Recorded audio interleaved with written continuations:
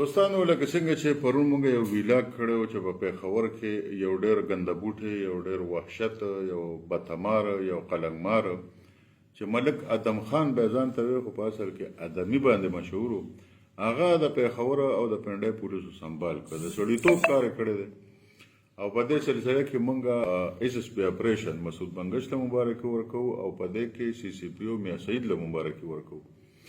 خبره دا ده چې پرون ما یو خبره کړې وه چې دا کس افغانۍ دی. ډېرو خلکو وایي چې دا افغانۍ نه دی. ګوره دا ادمۍ چې کوم و دی د خوږیاڼو اوسېدونکي و او دا خوږیاڼي چې کوم دی په مومندو کې نو دا نیم د افغانستان کې راځي او دا نیم پاکستان کې راځي. دا د افغانستان د اړخ خوږیاڼی و د پلار. अदम जो बदतखोर कब्जा माफिया और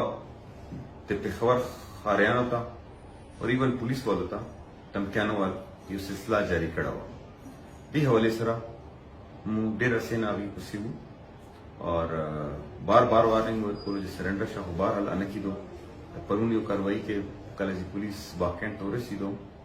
अभी पुलिस बंद फायरिंग को और फायरिंग न बस जब पुलिस जवाबी कार्रवाई के अदम हलाक शो अभी दो मरगरी हूँ मुजाहिद और समद आवा दौड़ हूँ मशहूर सर अफगान अदम बेसिकली यो अफगान है और दलता सेटल्ड हो और शनाख्ती कार्ड हम जोड़ खड़े हो और दलता डेर खल को सरा जरगे और तंगवाने को और टेलीफोन कॉल से को बहरहाल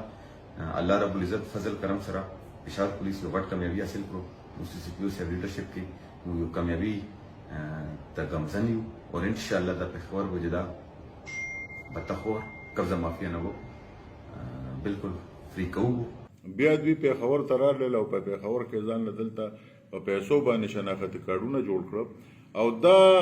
ادمې چې یادېږي که نه نو ده به تقریبا چې اوس یو شپږ اته کاله مخکې دی چې یو لالي نومې هلک هغه سره به ټوپک ګرځو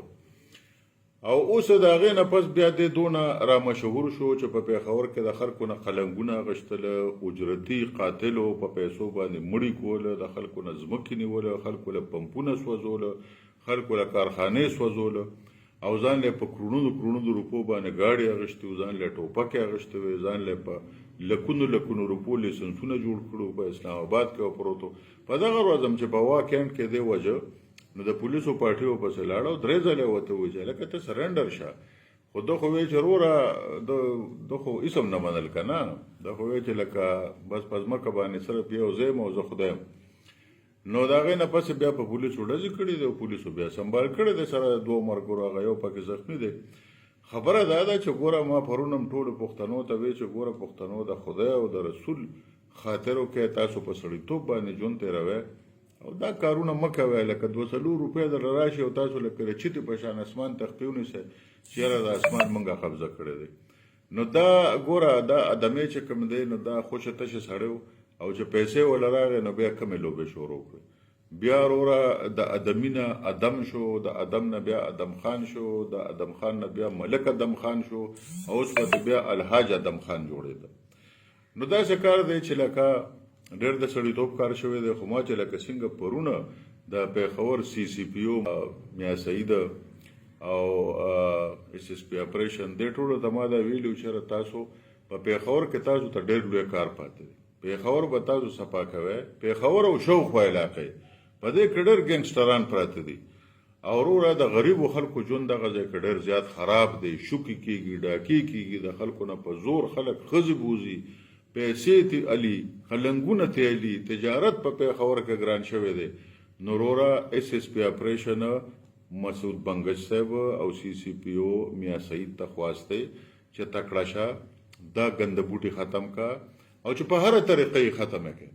خو داسې کار دی چې پښتانه په پېښور کې امن غواړي، تجارت غواړي، سرمایه کاري غواړي او چې دا خلک په پېښور کې موجود دي نو په پېښور کې نه امن راځي، نه سرمایه کاري کېږي، نه تجارت کېږي او نه به چېرته پکې شریف خلک ژوند تېر کړي.